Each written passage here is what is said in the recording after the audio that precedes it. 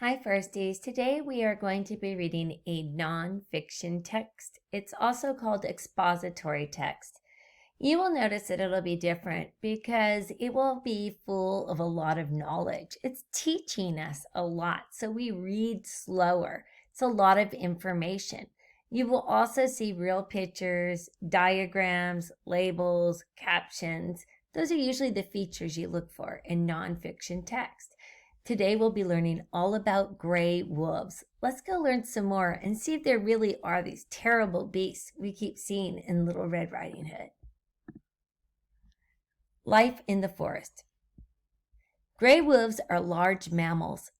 They make homes all around the world. And you see this large gray wolf right here? They are often found in the forest biome.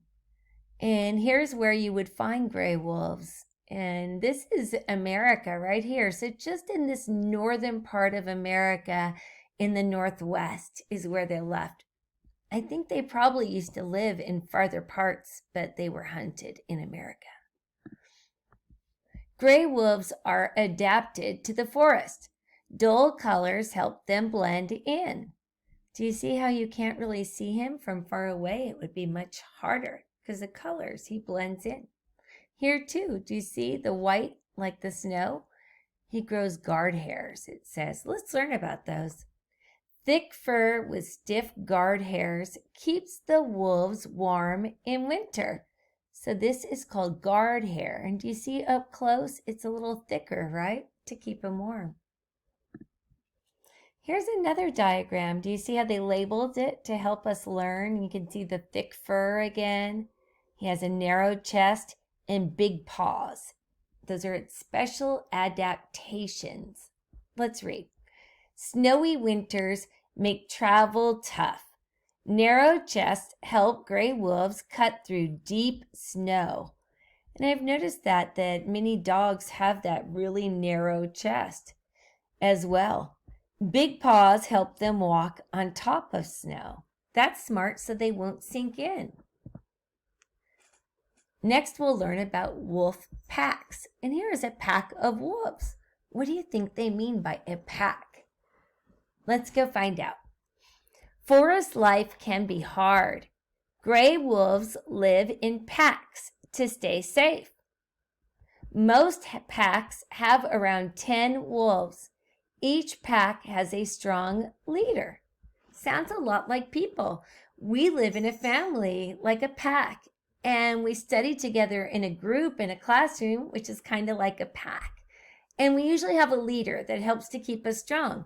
For instance, I'm a leader in our classroom. We have a lot of leaders, and they help to keep us strong. In your house, it's probably the same, a lot like a wolf.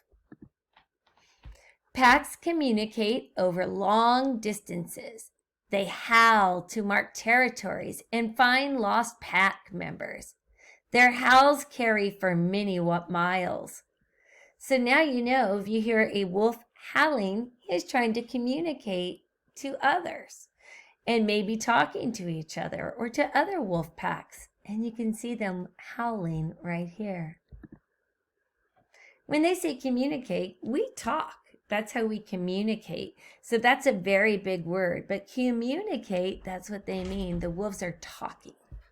Now, packs travel through large territories. They must work hard to find enough food.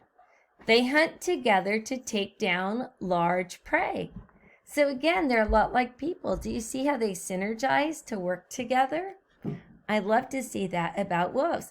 They have a leader like us, and they also synergize like us. They're really using their leadership skills. And here's the gray wolf stats. So conservation status, they are not that much concern right now. And they live for 6 to 8 years. Now, if it goes in the red, that means they're endangered again. That used to be. Now, they are strong and fast, it says. The gray wolves are carnivores. Now, carnivores, that means they eat only meat. Their favorite meals are elk and deer. Gray wolves can eat up to 20 pounds in one meal. And here is their diet. They'll eat deer or sheep or elk. That is what they eat. They have to, right, to stay alive. Let's go learn some more. Gray wolves are top forest predators. A predator, that means someone who hunts others. They're the top of their food chain. We are also predators and at the top of our food chain. They easily spot movement between trees.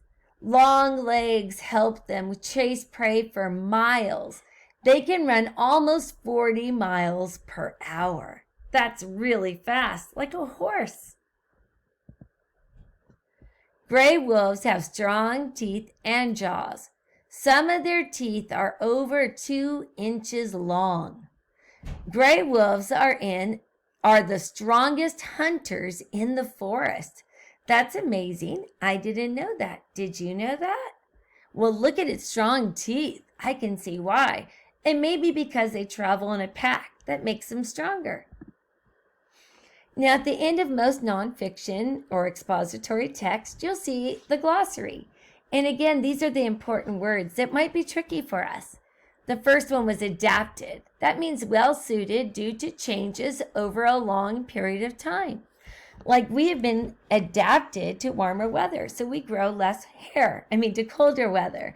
Obviously, man has, so we don't need hair all over us like some animals do, right? We wear clothes. Biome, that's a large area with certain plants, animals, and weather. A geodome is a small area like that, and a biodome is a large area. Carnivore, animals that only eat meat. Now, we are not carnivores, actually. We are omnivores because we eat meat and fruits and vegetables like bears. But we also do eat meat. Communicate. That is to share information and feelings with others. We communicate by talking, laughing, and crying. Do you remember what wolves do? They howl. Guard hairs. Those are the long, thick hairs on the outside of a gray wolf's coat.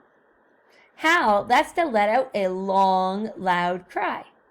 Mammals, warm-blooded animals that have backbones and feed the young milk. Packs, they're groups of wolves that live and hunt together. Animals, predators, those are animals that hunt other animals for food. Prey, animals that are hunted by other animals for food.